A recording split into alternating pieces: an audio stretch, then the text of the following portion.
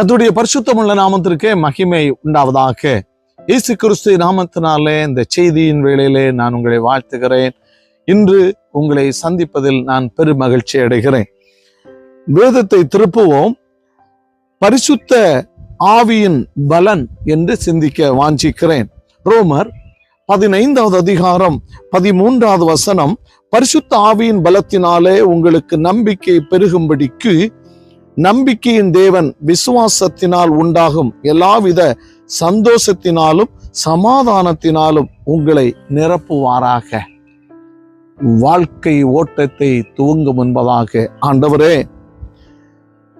நம்முடைய நம்பிக்கை என்ன என்பதை நிதானித்து பார்க்க வேண்டும்.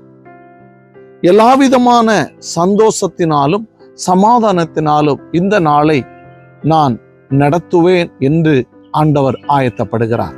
நம்முடைய ஆயத்தம் எவ்விதமாக காணப்படுகிறது? ஆண்டவரே, ஆவியின் கனிகளை நான் கொடுக்கின்ற மனிதர்களாக என்னை மாற்றுங்கப்பா. கனியற்ற ஜீவிதம் தேவையில்லை.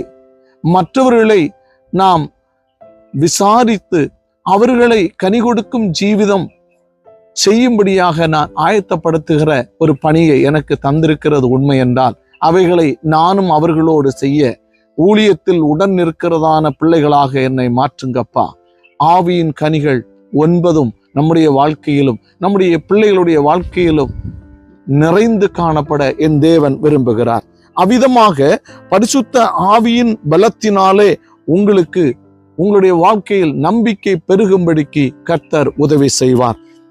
அப்படி நாம் ஆயத்தப்படும் போது இந்த வேத வசனம் சொல்லுகிறது, உங்களை எல்லா விதமான சந்தோஷமும் சமாதானமும் நான் நிறைந்து வாழ உங்களுக்கு நான் உதவி செய்வேன் என்று அவர் ஆசீர்வாதமான காரியங்களை தருகிறார். கர்த்தர் தாமே உங்களை வழிநடத்தி ஆசீர்வதிப்பாராக. ஆமென்.